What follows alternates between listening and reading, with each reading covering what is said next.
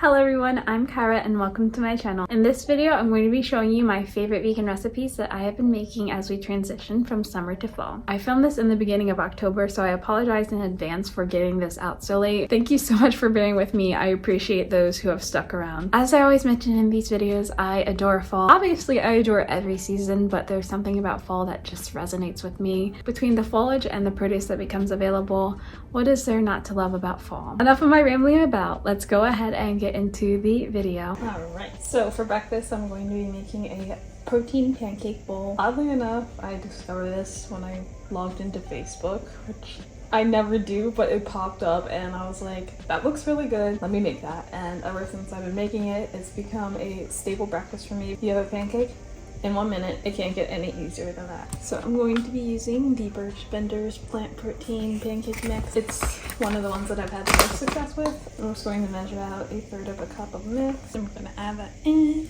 And then 1/3 cup of water. I kind of like to add incrementally. Whisk it.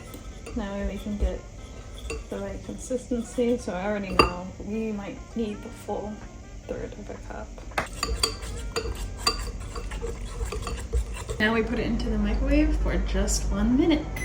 Boom. Here is the end result. You're left with a nice fluffy pancake. Now it's time to add the toppings. I like to start off with spreading it with peanut butter.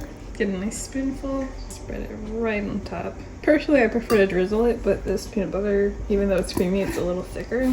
I usually keep it in the fridge, so that's why. So I can't really drizzle it, but it's okay. Now I like this spoon. Yummy. Strawberries and blueberries here. I'm gonna cut the strawberries up and add those on top. I like a lot of strawberries. Also got a couple extra to snack on as I prepare this. Now it's time to add the blueberries. And last but not least, what are pancakes without maple syrup? I'm going to give it a good drizzle of maple syrup. Whoa, whoa, whoa, what are you doing, lid? Although it is nothing fancy, here is my finished breakfast. Like I said, this has been a staple of mine. I did this in under 10 minutes, and for busy days, this has been great. You wouldn't think a microwave would give you a light and fluffy pancake, but here we are.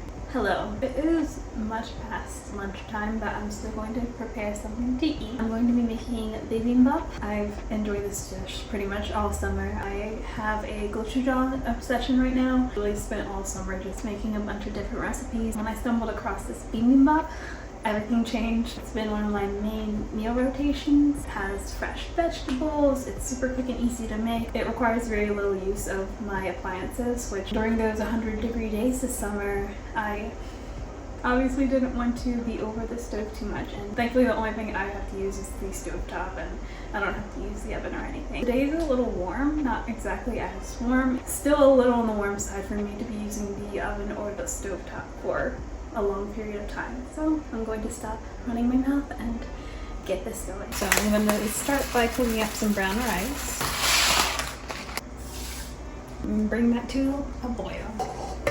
While the rice is cooking, I'm going to start the gochujang sauce. I'm just going to put it into this little container here so I can just shake it up when I'm done. The star of this sauce, some gochujang, soy sauce, toasted sesame oil. Toasted makes all the difference. Maple syrup. I don't have any rice wine vinegar. I'm going to use some apple cider vinegar as a substitute, and some garlic. I'm going to give it a little bit of a stir just to break up the gochujang paste.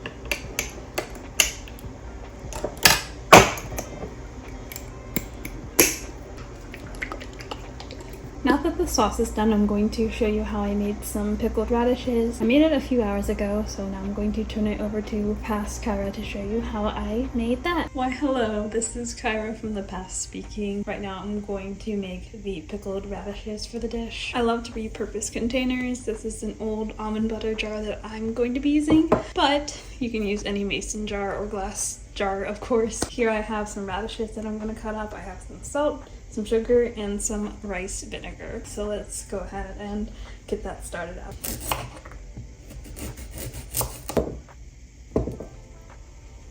Now it's time to make the pickling liquid. We're just going to pour all of the ingredients into a saucepan. I think I just have enough rice vinegar for 1/4 cup. Rice vinegar, water, some sugar, and some salt. Mix it all together. Now I'm going to turn up the heat and bring it to a boil. Now I'm going to take the boiled pickling liquid and add it over the radishes.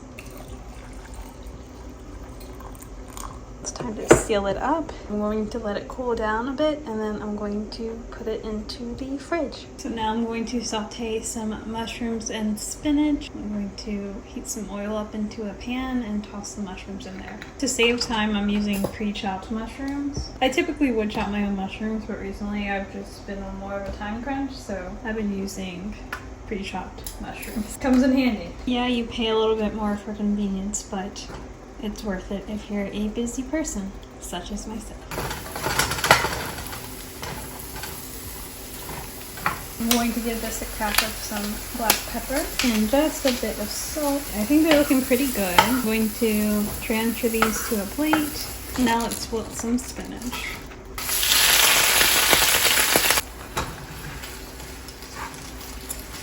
I'm going to season with a little bit of onion powder, garlic, a little bit more of cracked black pepper. I'm going to assemble the bibimbap bowl. I'm going to start with the brown rice that I made earlier. Give that a nice fluff in the bowl. Some of the spinach, mushrooms, some shredded carrot. I'm going to slice up some cucumber and add that in there as well. Some of the pickled radish. I'm also going to be adding in some smoked tofu. This is my favorite way to eat tofu. It's good on its own. It's just perfection. Now for the finishing touch, some of the gochujang sauce. You just can't get enough of this. Here is the finished bibimbap. I forgot I had some thawed edamame, so I threw that in there as well. I also gave it a sprinkle of sesame seeds, and yeah, this is going to be lunch. Perfect. Now I'm going to have a snack. As always, I have some type of granola or fruit and nut bar. Recently, I have been in love with these Bobo stuff. There's peanut butter inside and it's so good. The only bad thing is the only place I've been able to find this is the gas station. So yeah. That's my snack. This pertains nothing to the video, but I just want to talk about plants for a little bit. I recently just got this ponytail palm. It was $7 on clearance and it was in pretty bad shape. I'm doctoring it up and slowly but surely it is starting to show some signs of recovery. It's got a couple of new leaves trying to sprout out, so let me show you the rest of my plants. Ever since I've moved, my plants are just thriving. My Gasteria here has gifted me with 3 beautiful babies. Mom is growing another one down there. I just had to share that. All right, let's make some Mediterranean baked sweet potatoes. I especially love it this time of year when sweet potatoes are in season and I still get to utilize some of the summer produce that's left over. I'm going to go ahead and get these potatoes washed up and then start roasting them. So I'm going to just cut them horizontally so that way when they bake, they can vent. While the sweet potatoes are roasting, I'm going to make a very simple dressing using garlic, tahini, dillweed, and lemon juice. I'm going to add in the tahini, some minced garlic, some dillweed, lemon juice. I'm just going to add water in small amounts. That way I can get everything going.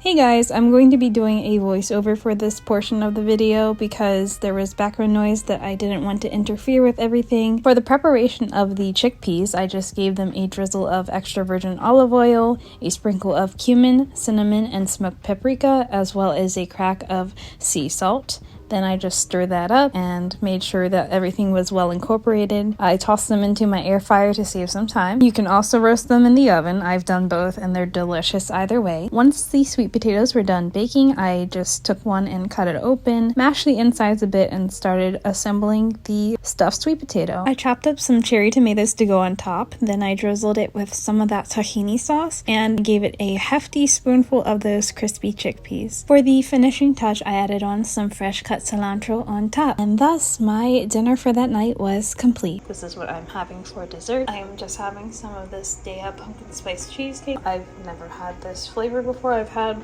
a couple of other varieties of their cheesecake and it's pretty good. This one, not 100% my fave, but yeah, it makes me feel festive. That's going to conclude the video. I hope you enjoyed it. As always, the recipes will be in the description box below, just in case you decide you'd like to make them as well. Above all things, you must try. I highly recommend the bibimbap. Stay well, everybody. Stay warm. Thank you so much for watching. Until next time, take care. Bye.